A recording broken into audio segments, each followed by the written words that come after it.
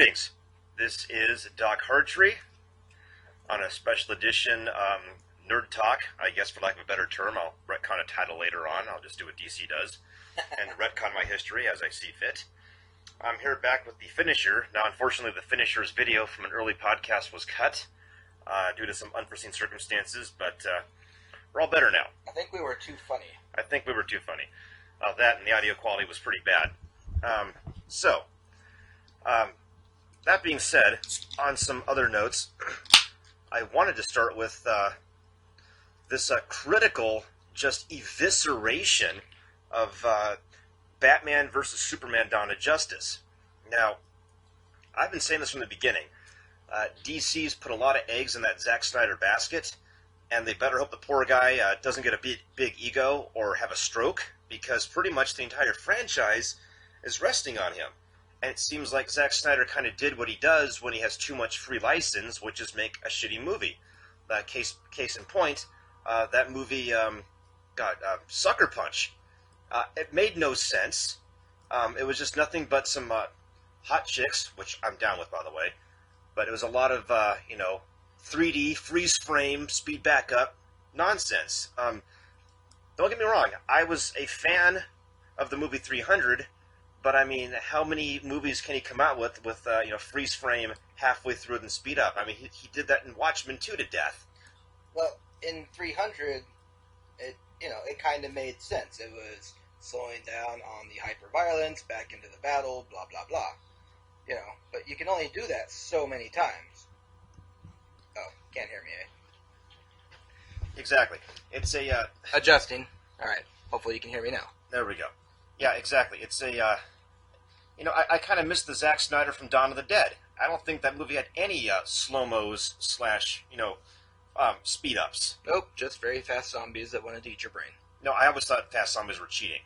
And then at the very end, when they implied that the whole zombies have a culture of their own now, I was like, okay, this is totally like a premonition of like what's going to happen in the 2000s if zombies actually do exist. I think we're going to have zombie rights activists. That was in Dawn of the Dead?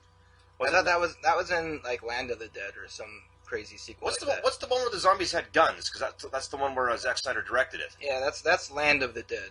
Dawn of the Dead was the remake that I think good old Georgie remade himself, and that was the one that's primarily in a mall. Oh, okay. That was the one where it wasn't like a science zombie, it was a supernatural zombie. No matter how you died, you came back a zombie. So that's why they had to... That's the whole, when there's no room left in hell, the dead shall walk the earth. Yeah, because if you wanted to go out, you had to kill your brainstem. Yeah. Because, also, too, because if the zombies, also in the Romero movies, if the zombies bit you, you became a zombie anyway. Yep. Even if there wasn't any, disease implied, it was just sort of like... Exactly, it's a supernatural thing. Okay. Dawn of the Dead was also the one where they spend the entire movie in the mall, and they do all this crap to get away, and they get on the boat. Yay, we're on the island! Guess what? There's zombies on the island, and everyone's screwed anyway. Yeah, there's no happy endings in zombie movies, typically. Usually not. It is funny when I see zombies fight sharks. I forget what movie that was, but that was amazing. And back to what I was saying. Batman v Superman Dawn of Justice. Now, I'm still going to see it. It just sort of seems like DC's tried so hard to establish a universe, a cinematic universe. And from what I understand, I'm not a big fan, or I haven't really seen much in the way of Arrow or The Flash, or even Supergirl. I have. But it seems like they waste a lot of good talent establishing a universe in the TV universe, and then they go, oh, by the way, movies are separate. Yeah. Well, another problem with freaking Batman vs. Superman is they brought out their big guns. Like you said, they put all their eggs in one basket. For DC, it's always been Batman and Superman leading the way in everything. So if this movie bombs, then they're pretty much going to be bombing their entire cinematic universe. And since they've already said that, the TV shows have nothing to do with it, there's, nothing the TV shows can do to save it, since most of them have pretty loyal followings. Now, one of my favorite villains of all time, Deathstroke, and I'm going to give credit where credit's due. As much as I love Deadpool, he's just a honest dime store ripoff of Deathstroke. They kind of shut him down in what? Was it the first season of Arrow? Second season? and he's kind of they're not going to bring him back in the foreseeable future. Well, they did kind of take him out in the second season, but to their credit, he's not dead, and there's always, they didn't kill him, they imprisoned him, and they shot him up with something that took away his powers. That being said, he's still quite the badass without his powers, but it's kind of, with all the sciencey stuff going on in The Flash and Arrow and stuff like that, it's kind of, the door's left open for them to bring him back, and So to repower him. He's now become MacGuffin Man. Pretty much. Okay. I mean, the thing is, like, he was the big bad, like, for the first, like, couple seasons. Like, there's kind of hints of him around in the first season, and he comes in to major play in the second season. But it's kind of like, if they need him, he's always there. So pretty much, he's when the writers run out of ideas, man. Yes. Which is fine. I could deal with that. I mean, he's not dead. I mean, one of the biggest mistakes DC and Marvel did in, like, early movies, killing off characters that were pertinent to future stories, like the Tim Burton Batman universe. Oh yeah, killed off the Killed Joker off in the first friggin' one. Joker in the first. Yeah, killed off the Penguin in the second. Gave Michelle Pfeiffer superpowers. I don't know where the hell that came from. One of my favorite quotes from Kevin Smith was jokingly making fun of Tim Burton about how he said Tim Burton got the idea for the end of his Planet of the Apes remake by reading one of Kevin Smith's comic books. I forget which one. And Tim Burton, being Tim Burton, was like, I would not dare read a comic book, much less one of his. And Kevin Smith's like, well, that explains Batman Returns. So, into that whole thing, don't get me wrong, I am a Marvel fan primarily, but I very much wanted to like, and I still want to like Batman v Superman. It's just, I kind of want them, as DC fans, to feel the exhilaration I felt the first time there was a camera, like, around the circle of Avengers in New York City, when shit's going down moment, where everybody in that theater clapped. I don't care who you were. You clapped when you saw the Hulk, when you saw Iron Man, Captain America, and Thor, and Black Widow and Hawkeye, all in a circle, shit's going down, boom, the Avengers. See, I also think they totally missed their thing with Batman versus Superman, because, again, it's just Batman and Superman. Yeah, they're gonna supposedly introduce Aquaman and Wonder Woman, but from the reviews that I've read early, like, they just kind of shoehorn them in there. It's not like they spend a lot of time going over the origins of both Batman and Superman, which we all know, as if we haven't seen the origins of Batman and Superman a million times. That's why I like Captain America: Civil War, because Spider-Man's going to show up, and Marvel's going to be, what we all know, the origins of Spider-Man. It's been done to death, and now Spider-Man just kind of jumping into the movie. But we don't need any more Spider-Man origin stories, and I wish DC would learn a friggin' thing or two about a thing or two and stop showing us origins of superheroes that even my grandmother, who's dead, knows. Well, I think the other thing is, one thing that Marvel did amazingly, that I think DC completely overlooked, missed the boat, any other kind of idiom you can throw in there, was, Iron Man had his own movie. Brought that in, origin story, there you go. Thor, Hulk, Captain America. Each one of them had their own movie to introduce them. So that by the time you got to Avengers, it's the Avengers. You don't have to spend half the movie introducing people. Everyone is familiar, and it's like, not only was familiar, but by the time, like Doc here was saying, when you see all the Avengers together, everyone had a collective nerdgasm, like, that's amazing! I did have to change my pants on 2 occasions during that movie. 1, the Avengers coming together, and 2, the puny god moment. And with Batman versus Superman, again, it's not out yet, right? This weekend. Right. So it's not out. It's early reviews that I'm reading, but they spend half the movie building these guys up. Guys who should really not need too much of a build-up. You just say, this is Batman, this is Superman, you know where they're from. Jump into the story. And I'm sorry, too, I completely don't get, it's a mystery to me, why they would do the Batman v Superman movie and then follow that up with the Suicide Squad movie. I figured maybe if someone's brained it over at DC, that the Suicide Squad would have served as a good, maybe beginner movie into the franchise. I mean, don't get me wrong, it's a gutsy movie, but I have like zero friggin' faith in it, because first off, They're using the weird Juggalette Harley Quinn. Yeah. And speaking of Juggalettes, we got the Juggalo Joker. And other than being alliteration, it's terrible. Terrible. And I like Jared Leto. I do. But his Joker seems just... He's got a grill, for Christ's sake. Yeah. Well, and the other thing is, had Suicide Squad come out first, again, you could have got like a few glimpses of Batman in there. So I'm sure. I mean, he makes an appearance, but it's like it's supposed to be a prequel, I guess. But it's now being kind of released as a sequel or again, something. Why do a prequel? Why not just have it come out first? Again, it'll kind of explain why this Batman, who supposedly, by all accounts, is supposed to be older, more grizzled, more willing to, throw batterings into people instead of... He might not kill you, but he'll break your spine. Like the next place you rob better have a ramp kind of thing. Exactly. It explains where he's coming from much better than, a half hour to an hour of this movie will. But yeah, and then they do the classic mistake, and DC movies have always done this. They shoehorn in so many people into a single movie. Now, the movie that did that for me on the Marvel side of things, that kind of like, oh, Marvel, you should have freaking learned from DC's mistakes, was Spectacular Spider-Man. You had like 87 characters introduced. One of them looked like Mr. Freeze, played by Jamie Foxx. It was Electro. Oh, dear. But I never even saw that one. Horrible. And because, like, look at Batman Returns, Batman and Robin. I think even, what was the third one? There's Batman and Robin was the third one. Okay. No, Batman Forever. Sorry. Batman Forever. And they just... that was the one with the bat nipples, right? Yes. And they shoehorn in... They all have bat nipples, I believe. No. There was no bat nipples until the third movie. Well, whichever one had George Clooney in it. Well, yes, but Schumacher's choice in wardrobe was bat nipples. And we didn't get bat nipples on Batgirl, which was disappointing. Because Alicia Silverstone was hot. And she's still kind of hot, but... I wouldn't kick her up in freaking crackers, but that was the epitome of her hotness. I mean, she was almost like a couple years out of the Aerosmith videos. Those were the best ones, in my opinion. Yes. But, crazy. Absolutely. Crazy. Carry on. So, anyways, like I said, the purpose of this intro to this podcast is not to take a massive dump on the DC universe.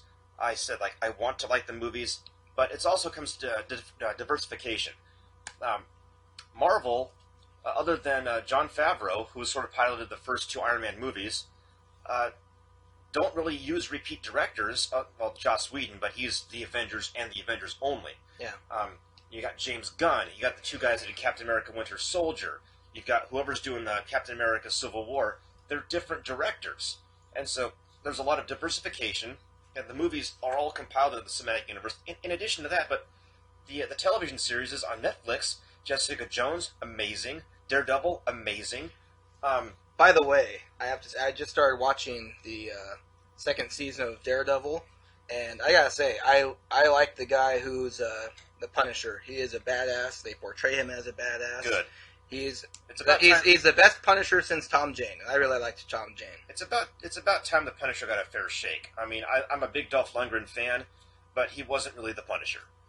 Also, there was at no point in the Dolph Lundgren movie did he ever wear the iconic skull. No. Tom Jane, I wasn't a big fan of the movie itself, but he played a pretty good Punisher. Now, Ray Stevenson looked like the Punisher, but he was too busy kind of talking with marbles in his mouth the whole movie to make a believable Punisher. And I'm glad that he kind of found redemption playing Volstagg the Voluminous as the part of the Warriors 3 in the Thor movies, because I like Ray Stevenson. Good character actor, looked like the Punisher, wasn't the Punisher. Yeah. That being said, on the topic of DC, because I want to give a fair shake to things, an idea we were throwing around the other day, obviously would be if you were a DC character, and this is going to sound so cliche, but I'm sorry, a DC character in the standard universe, I don't know, this 52 bullshit, who would have the best powers, or what powers would you choose to emulate? Obviously not counting Batman or Superman, because either one of those is cheating. Yeah, well, with Superman literally almost has like every power you can think of throughout the various writers. They've basically thrown it in there at some point. His eyes are Swiss Army knives. At some point in time, there was a Superman comic where he could literally like make little Supermen come out of him and go like on missions. Oh, jeez. I think that was like one of the weird ones in the 50s. Well, but still, in the Earth 2 Golden Age Superman, I mean, the guy could literally keister a nuclear bomb. and not even feel it. And I do like the fact they've tried their best Superman's to make going kinky if that's what he's doing on a Tuesday. it. Well, speaking of kinky, I had an idea for other powers, but go ahead with your Okay, well, again, being a fan of Arrow and the TV show, that kind of was my introduction to the character of Deathstroke. I mean, I kind of knew who he was before, but he got a bad shake in the Teen Titans cartoon because I guess for cartoon purposes they couldn't call him Deathstroke, so they just simply referred to him by his first name. Yeah. Well, again, the whole the creation of Deathstroke, the way that the writers kind of came to it, it's kind of like an evil amalgamation of Batman and Captain America and Wolverine. He's a genius. He plans for everything. He's actually one of the few characters who's taken down the entire Justice League by himself. Not bad. He has a healing factor, but it's not quite Wolverine status. Like, he gets hurt but he gets better very quickly. He gets better very quickly, but depending on how hurt he gets, he kind of has to retreat sometimes and heal up. And he's basically as smart as Batman because he was able to literally plan and execute a way to take down the entire Justice League. So I would say him. That would be the one I would do. It's also the one that's sort of more realistic than other character origins. I believe you. And now, see, the problem I have with that particular term is superhero, because the superheroes whose powers I would emulate or want would be Green Lantern. But it's not because of me doing anything heroic. Oh, jeez. If I had Green Lantern's power ring, I would never leave the house because I'd be making all sorts of green chicks to have all sorts of crazy green chick sex with. Oh. All the time. Anyway, celebrities, ex-girlfriends, people I don't know. It would just be a giant, writhing mass of green flesh orgy, and I just would not leave the house. They'd find me starved to death on the floor with a giant grin on my face, clenching the power ring. See, I would if I couldn't be like a Deathstroke type character, I'd love to have a Green Lantern power ring. But I would go out there and go reconquer Sweden and remind them that they're a bunch of badasses, and go show Russia what for just because they have it coming. And then I'd use my power ring to contact Doc here, and I'd be like, Doc, where are you? We have Russia to conquer. I am leading green armies, and what the fuck is that? I'll be with you in a second. I've got this really awesome big boob green chick doing stuff. The She-Hulk? No, but now that you mention it, I'm going to make her look like the She-Hulk. Thank you. Oh, dear. Oh, dear. Wait, who's fisting who over there? Wait a second. No. Well, now that you mention it, I got to try a couple things here. But once the Finisher conquers Sweden, I might be able to come out of my sex coma and be I don't think he would. I'd finally find him in his fortress of orginess. My masturbatorium. And there would just be green shit all over the place. Well, no. It would be regular human spooch. It'd probably turn green if you were in the ring. That's true. We got to call Grant Morrison up. So when the Green Lantern ejaculates into a sex doll he makes, does the semen turn green too? I never thought I'd get that question. Well, you should have thought of that. But yeah, but that's I could just see if and when you ever did come out of your masturbatorium and assist me in a battle, tentacle porn would probably take on a whole new meaning. I wouldn't use tentacles. You know what? Screw it. Why the hell not? Tentacles with penises on the end, probably. Well, that's what tentacle porn kind of is. Yeah. All right.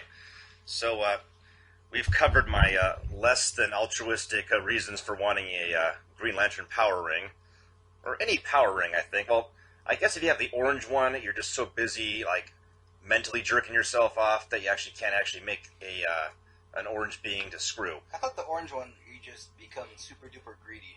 Yeah, but you'd love the purple ring because every time you make anything, whether you want it to or not, it's going to be basically naked. Purple ring, huh? Interesting. I've rethought my plan. I will take one purple and one green. Willpower and sex. Okay. For long-lasting sex. No. Oh, you know what? There's so many jokes there. I think we're better off just Very awkwardly moving on. Oh dear. Okay. So yes, that would be my choice. Obviously, it would be the Green Lantern, but not for any superheroing. Maybe super something. Yeah, super dirty is what it was. Super dirty, super filthy. Go take a shower and wash off the sin. That's gonna be a long shower. I'll make a green shower. Oh jeez. No! He's just not gonna be coming out of there anytime soon. We'll just leave it. Or am I? Oh jeez. All right. And I think we'll leave it at that. Now, do the blue power rings, can they create Viagra? Anyways, okay. Hal Jordan would not have fucking saved anyone, except for, yeah. Moving on.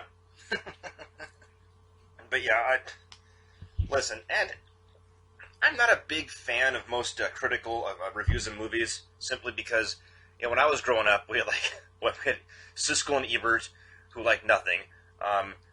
We had Jay Sherman. Like the critic, it's crap. Jay Sherman, who was a little bit more like other critics than Edward Malton. You know, there was like maybe a half dozen critics. Wait, Jay Sherman was a real person? I No. thought he was just the critic he was on the critic. That's why I said him. Oh, okay.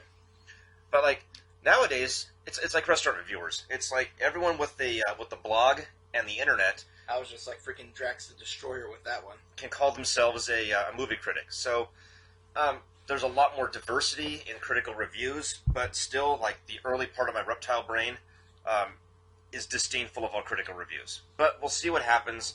Like I said, I want to enjoy it, but it just sort of seems like no Marvel movie, post the Disney acquisition, was ever reviewed so poorly as the Dark Knight Returns. I'm sorry, as the Batman v Superman. Yeah.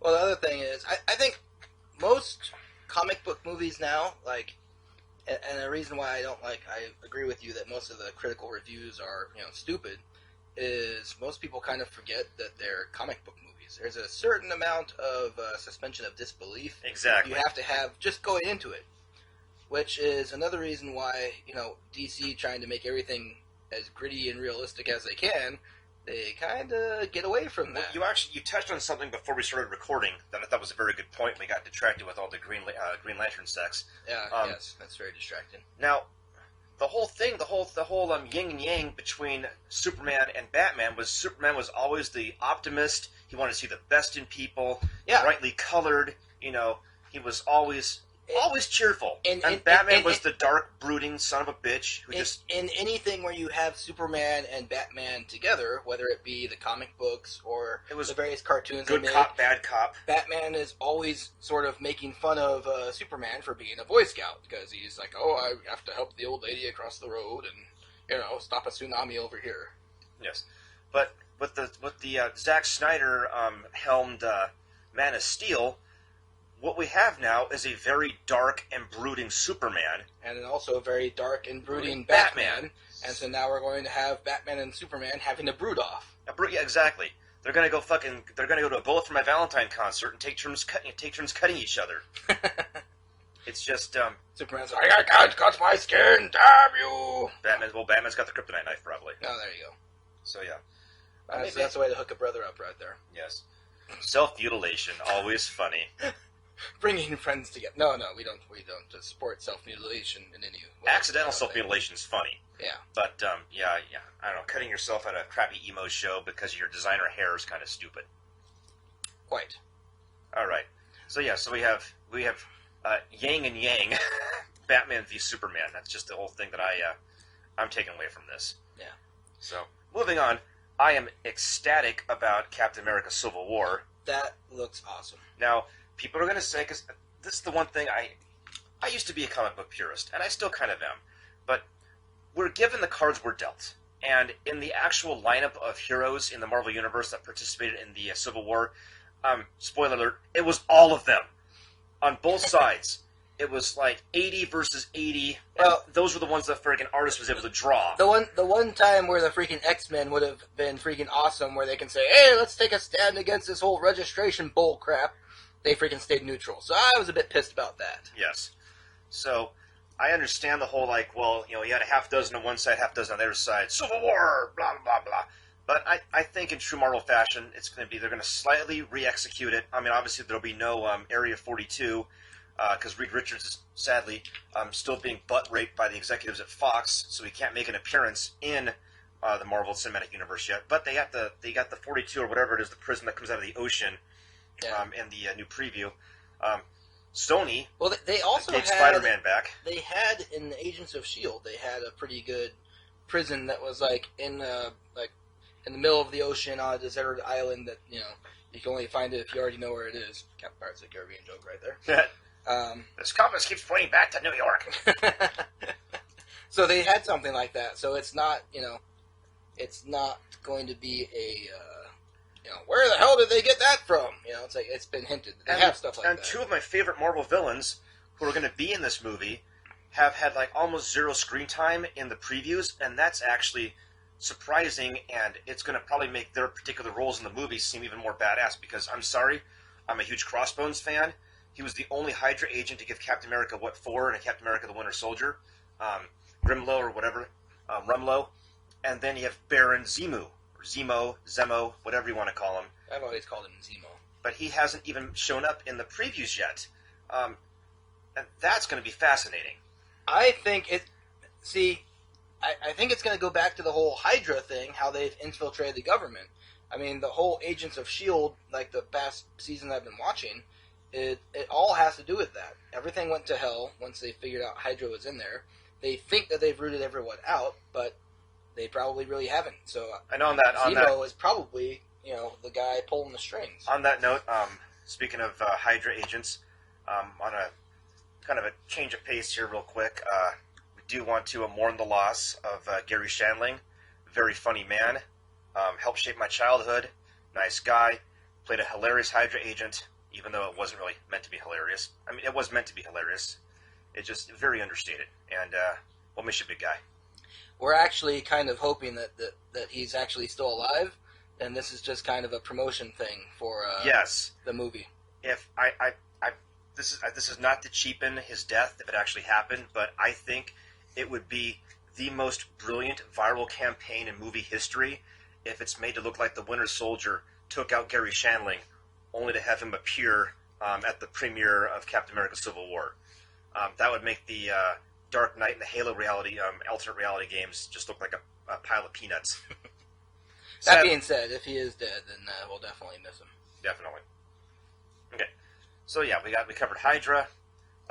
Now, other than Spider-Man coming out of the Spider closet, out of the woodwork at the end of the preview, the one moment in the sun that I really, it kind of got glossed over because of Spider-Man's appearance. But I mean, how cool was it that friggin' Hawkeye shot Ant-Man on an arrow?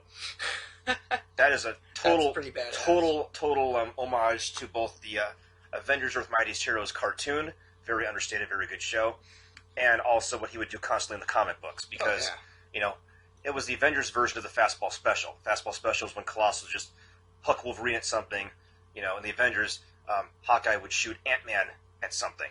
There was along the lines with the Fastball Special, there was a thing where Colossus was throwing Deadpool, not in the movie, but in the comic book, and Deadpool says something to the effect of, so where exactly are you grabbing Wolverine when you throw him? And Colossus said something to the effect of, we don't talk about that. Good old Deadpool. Now, if the rumors are true, see, I don't know how this is going to work here. I heard that Ryan Reynolds actually bought the rights to the character, and he wants to give it back to Marvel. I don't know. I'm not getting my hopes up. And I also heard that from a very, very, very a source who's only right maybe at 10% of the time I've spoken to him. He's not really a source, just an angry Scotsman. Hi, Griff. Well, we'll chalk that one down to hope as well. Yes. Because, frankly, I just want to see freaking Deadpool in the background of a freaking Avengers movie, like making a chimichanga, and listening to the Tony Stark have a plan, and then chiming in, going, "Yeah, that's a good idea," and someone going, "What are you doing? What are you doing here?" Yeah. And then having him jump out the window and say, "Spider-Man, catch me!" Splat. God damn it, Pete. God, I think I read that online. But I think so too. Very good scenario. It was hilarious. Also, on product placement, I know liquor sells a lot of, well, it's liquor. Um, I think there's a very big opportunity missed with the Deadpool advertising because they put Deadpool over to Mike's Hard Lemonade cans. Huh. And it's like, okay, so Deadpool is the choice of people who want to have date rape sex with their prom dates because that's what chicks drink, Mike's Hard Lemonade. Sorry, if you're a dude that drinks Mike's Hard Lemonade, you're probably a chick, you just don't know it yet. Moving on, so you got Deadpool swilling Mike's Hard Lemonade, but I mean, gosh, they could have had him sell Chimichangas. Chimichangas, my God! Freaking Jose Olay could have probably made a killing. Damn straight, Jose Olay, and it would have been amazing. But sadly, I'm not in charge of anything. We're just throwing this idea out there, Jose Jose Olay. Olay. So if you're listening, get in contact with freaking Ryan Reynolds and have him huck your stuff in the next movie because we he'll will- probably make millions. We will take a 50% kickback. It's kind of a finder's fee. More than we're making now anyway. So I don't know what the burrito racket gets you, but or chimichanga racket gets you, but it sounds great. Also, we'd like to buy some stock because we eat those chimichangas all the time. Bachelor chow. If I can't microwave it under 3 minutes, I don't want to eat it. Speaking of that, so a couple days ago, I think you were with me, I bought a lottery ticket. The last time I checked, it was up to about 90 million, so after Uncle Sam takes his cut, should I win, I think that leaves us with, we'll just say, estimated 40 to 45 million. So, You would need a green power ring for all that pussy. So, yeah, that's just some things that the finisher and Doc would do should finisher actually win this. Let's start with you, Doc. Give us an idea or two. What lump sum am I talking about? Am I talking your lump sum, a portion of your lump sum? Because unfortunately, I didn't buy the lottery ticket. Well, let's What would my allowance be? for the sake of this, let's just say we're going. You're gonna help me spend all the money. Okay. Okay. So, barring a personal relapse or a certain desire to just pull a Lamar Odom at a bunny ranch. All right, let's just say this. I'll go ahead and throw you $1 million just to do Okay. whatever the hell No, you I want. was actually going to say I'm not going to partake in any illegal substances or hookers. I was just going to throw that out there so you feel better about giving me the money. Right. Well, okay. Anyway, just $1 million for you to do whatever, but then that leaves a good 44 for the adventures of Doc and Finisher here. Well, I would get a house, good neighborhood, medical insurance, and I would make sure my daughters are taken care of. Okay, way to start us out in a nice and sensible fashion. And So- then the moat would come, and possibly the alligators.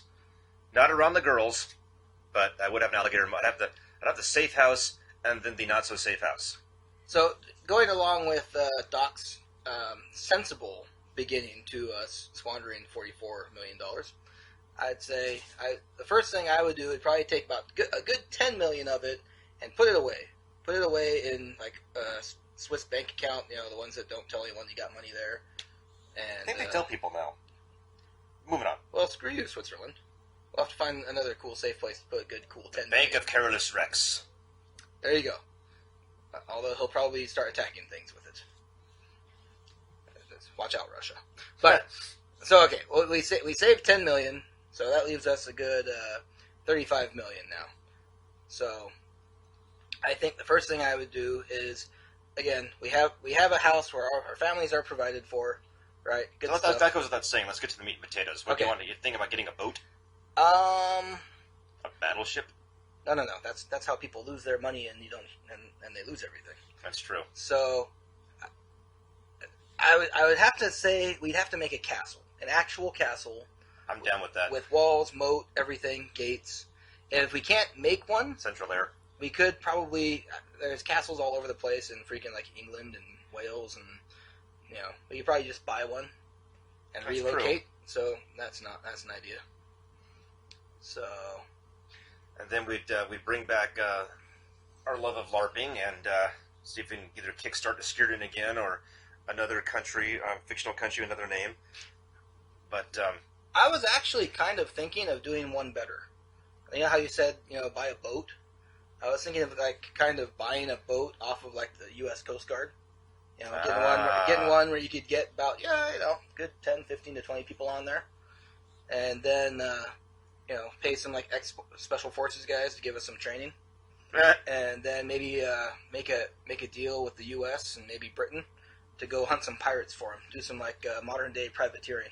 Ooh, you know what? I actually heard of a job doing that off of Somalia. The problem is, I believe you have to have, I don't know what's it called, battle experience.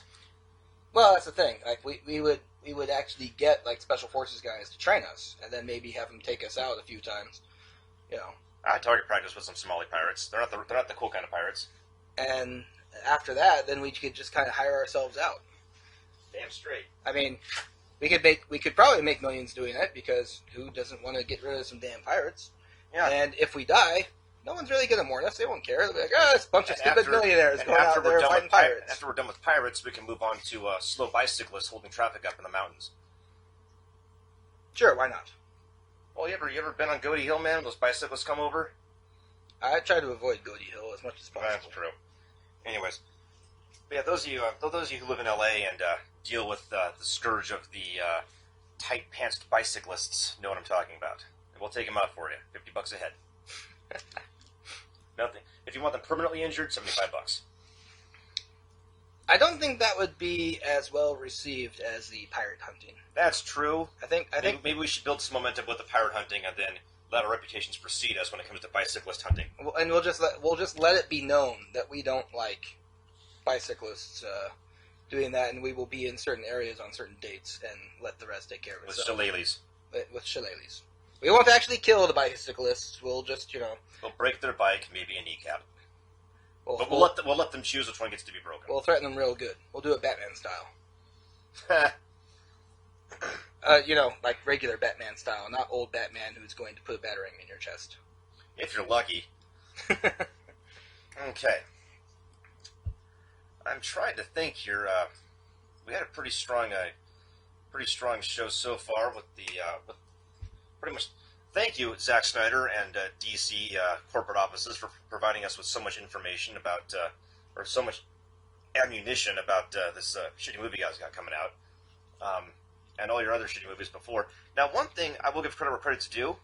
I completely and utterly despise Fox in so many ways because, first off, Fox insists on just raking the Fantastic Four over the coals over and over and over again and not giving the rights back to Marvel.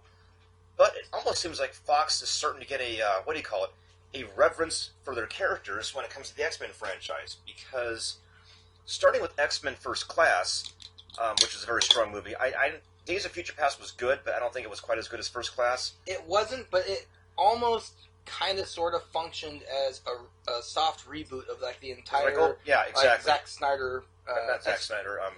What's his name? It was Brett Ratner, I think, the one who destroyed X-Men with the third movie. Yeah. It was kind of like a soft reboot, the whole Brett Ratner movies, because it made it so you could bring back all the good characters that they killed off for no reason. Or was Brett Ratner the Pirates of the Caribbean guy? I don't think so. Either way, the guy that did the third movie, terrible. You should be ashamed of yourself. Cyclops isn't, the most likable freaking X-Men character, but he deserved more than 8 seconds of screen time. Yeah, he didn't really deserve to be freaking poofed in, the third one. Whatever the hell happened. There's going to be scholars going back years from now wondering what the hell X-Men Unlimited or X-Men 3 was about. Last Stand. The Last Stand. Yeah. So anyways, Apocalypse, I must say, looks good. I'm also not going to fault, is it Olivia Munn? I think so. There's two famous hot Olivias, and I always get them mixed up. There's Olivia Munn, who came from Attack of the Show. Right. I think. And then there's the other Olivia that was in Cowboys and Aliens.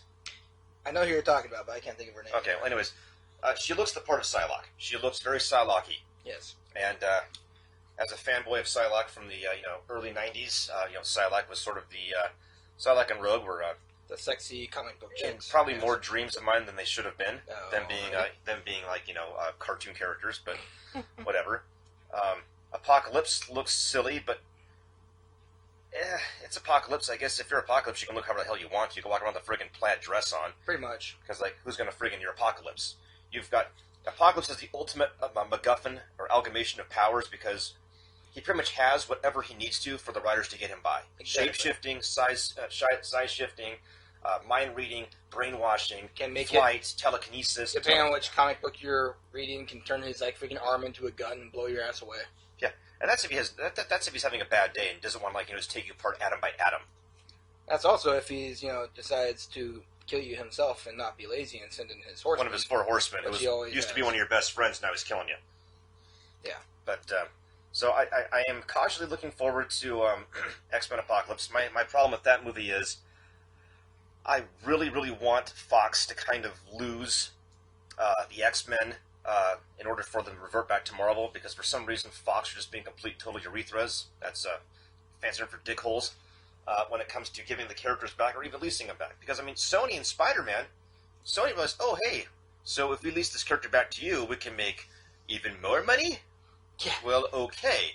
Fox is like, nah, when we're done completely fucking over the Fantastic Four, I just don't want them to turn their attention to fucking over the X-Men. They already done that.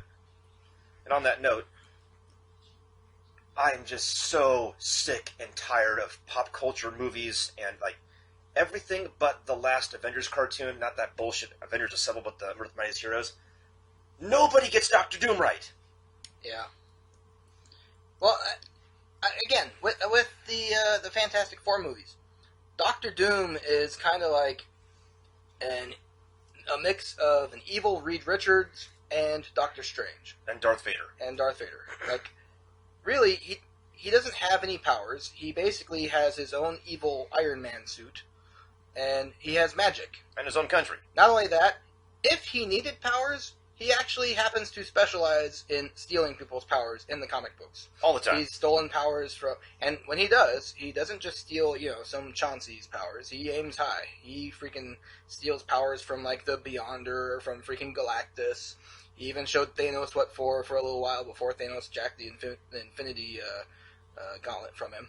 A mortal man going toe-to-toe with the Mad Titan or friggin' Galactus and jacking their powers, and we're left with this walking, talking, metal thing making people's heads explode with bad CGI in this horrible Fantastic Four movie reboot that they did. I think that was even a thing in the comic books. That's one of the ways that the Silver Surfer made peace with Galactus is, he freaking had to fight Doctor Doom to get his powers back. So, yeah. So, if you're listening, Hollywood, or Fox, anybody, give Doctor Doom a fair shake. He's the most underplayed, but most often tried to represented friggin' villain. Because, Mr. Sinister, I think, can make a great villain, but to Fox's credit, they haven't gotten around to ruining him yet. So... True. But whereas Doctor Doom has had so many incarnations, he had Ricardo Montalban doing his voiceover in the Spider-Man 90s cartoon. Really? That was Ricardo Montalban? Yes, it was. High five for him. Yes. But at the same rate, it was more of It was also Khan! Yes. But it was also rated G Doctor Doom. That's true. So, very sad, very sad, very sad. And then... Doctor Doom, though, he's also one of those villains who... You kind of root for him.